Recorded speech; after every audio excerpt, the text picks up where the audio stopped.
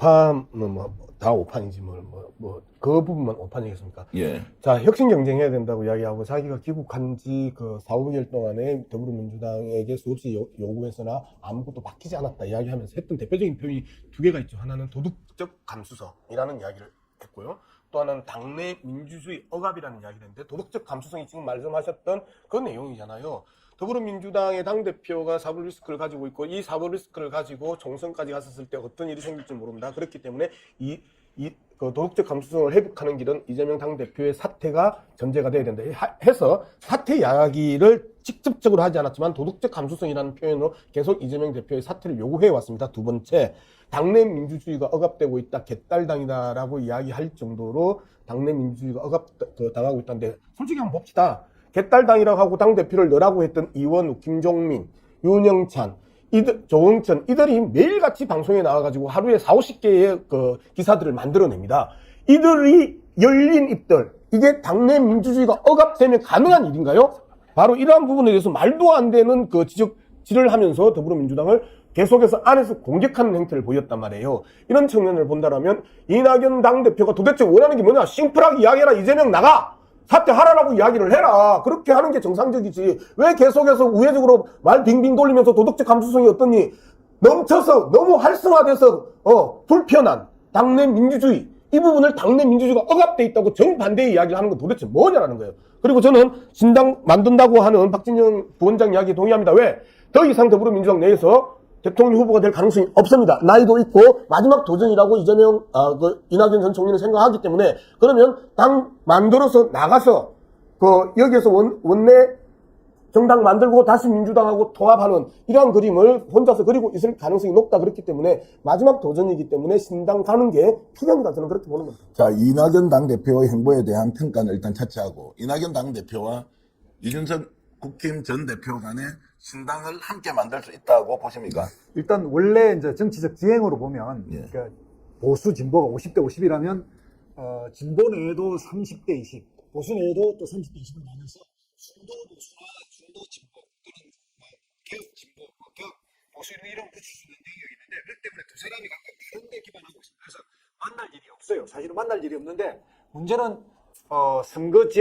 선거법을 병립형으로 만들어 버린다면, 만약에 신당을 창당하기로 결심한 이상, 그리고 그렇게 해서 시작한 이상 제3당 부분이 다 이렇게 싸그리 죽게 생기면 그들이 뭉칠 수밖에 없고, 그런 측면에서 아까도 말씀드렸지만 선거법을 병립형으로 만들면 두 당만의 싸움이기 때문에 살아남으려고 하는 도사적인 어떤 흐름은 서로 만나서 뭉칠 수밖에 없거든요. 그래서 초안지가 삼국지로 바뀌어버린다는 건 바로 이렇게 병립형으로 바꾸는 시도, 즉 기득권 양당의 야합이라고 하는 프레임이 씌워지고, 거기에 대항하려면 제3세력은 다 뭉친다. 이런 측면에서 이준석과 이낙연이 모일 가능성이 있다. 제가 비유를 하자면 이제 여야 간의 공격과 수비, 또 수비와 공격이 막 반복되면서 지금 현재 상황으로 보면 국민의힘이나 민주당이나 내부 갈등 똑같이 있고, 누가 총선 주도할 것이냐, 신당을 만드느냐 마느냐, 이제 이런 것들이 공통적으로 있는 것 같은데, 박진영 부원장께 여쭤보면, 자, 이거 제가 잘못 보고 있는 겁니까? 현상적으로 맞지만 본질적으로는 내년 총선이 윤석열 정부에 대한 전반적인 심판과 평가 선거로 갈 수밖에 없다고 보십니까? 아니면 중간에 다른 상황이 생기면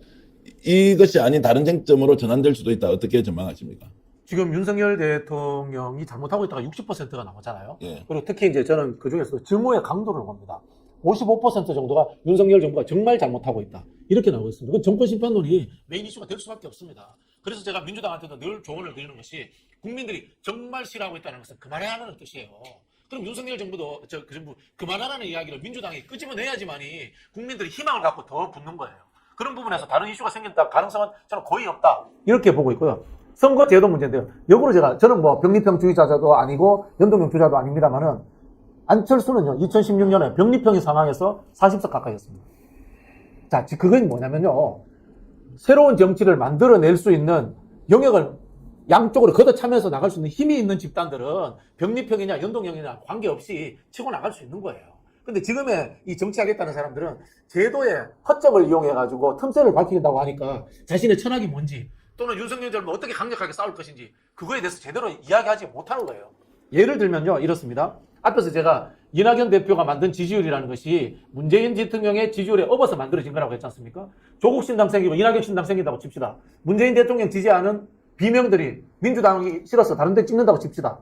조국 신당 다 찍어버릴 거예요. 이낙연 신당에 표가 안 나와요. 그건 뭐냐면요. 이낙연 대표가 조국 장관처럼 윤석열 정부와 싸울 것처럼 보이지도 않고 조국 장관처럼 개혁적으로도 보이지 않기 때문에 결국은 소멸을 갈 수밖에 없는 그런 정체불명의 정당의 정치 세력을 만들 뿐이라는 것을 증명하는 겁니다. 자, 그런 말씀 들으면 충분히 공감이 되는데 왜 민주당은 그렇게 좋은 전략을 선택하지 않습니까? 무슨 전략을요? 지금 말씀해 주셨던 그런 좋은 안을 민주당이 충분히 협소해서 이거를 제대로 된 총선 전략으로 삼자 이런 목소리가 들리지 않는 이유는 잠깐만 제가 그 부분을 좀 구성원들의 이야기해요. 문제이기도 하고요. 아니, 구성원들의 문제. 실제로 이제 총선을 바라보는 지역구 정치의 한계예요. 지역구 정치의 한계다. 일단 국회의원들이 지역에 가서 유지만 만나면 늘 그런 이야기 들어요. 싸우지 마라 이렇게 되는데 국민들이 지금 싸워서 쫓아내려고 이야기하고 있는 거예요. 알겠습니다. 계속해서 우리가 강조해서 좀 정리를 해볼 필요가 있어요. 비례대표와 관련된 선출 방식, 이게 얼마만큼 국민들에게 다가가는 주요 이슈인지 이 부분에 대해서 일단 따져봐야 됩니다. 그리고 이 성격은 국힘당이 그냥 갑자기 병립형을 던졌어요. 그러니까 민주당 곳곳에서 이제 병립형이냐 연동형이냐 가지고 계속해서 이슈를 만들어갔어요. 그리고 이 이슈를 결정적으로 키웠던 사람들이 누구예요? 원칙과 상식이라고 하는 이현욱 무리들 아니에요. 그리고 갑자기 여기에 기름을 부은 게 이낙연 전 총리란 말이에요. 그러면서 저들은 이 이슈만 가지고 계속해서 키워가고 있습니다. 자, 이 이슈에 대해서 우리가 더 이상 깊숙이 빠져들어가는 것 자체가 쌍특금 가는 데 있어서 오히려 걸림돌이다라는 부분이고요. 두 번째, 자, 앞서 말씀드렸던 것처럼 독재 정권을 타격하기 위해서 가장 효율적인 선거 방식이 어떤 것인가가 제1차 기준이 되어야 되는 겁니다. 병립형이 유리하면 병립형으로 가는 것이고요. 연동형이 유리하면 연동형으로 가는 것입니다. 이럴 부분은 나중에 특검 이후에 1월 달에 한번 진지하게 논의해도 되는 영역입니다. 세 번째, 앞서 김두수 대표께서 말씀하셨던 제3 세력이 똘똘 뭉칠 것이다. 한번 생각해 보십시오. 용해인 신당, 손영길 신당, 조국 신당, 이낙연 신당, 이준석 신당, 정의당, 진보당 이들이 똘똘똘 뭉칠 수 있는 성격입니까? 저는 그렇게 생각하지 않아요. 그렇기 때문에 이러한 제3 세력이 똘똘 뭉친다라고 하는 이 막연한 부분들을 하나하나 구체적으로 그동안에 나왔던 이름들을 거론하면서 이야기해보면 현실적으로 불가능한 이야기들입니다. 그렇기 때문에 선거제도 문제는 현재 상황에서 더불어민주당 입장에서 이슈화할 이유가 전혀 없다. 이게 결론입니다. 굉장히 뜨거운 토론을 해주신 양문석 박사님, 김두수 대표님, 박진영 부원장님 감사드리고요. 오늘 말씀을 들으면서 이런 생각이 듭니다.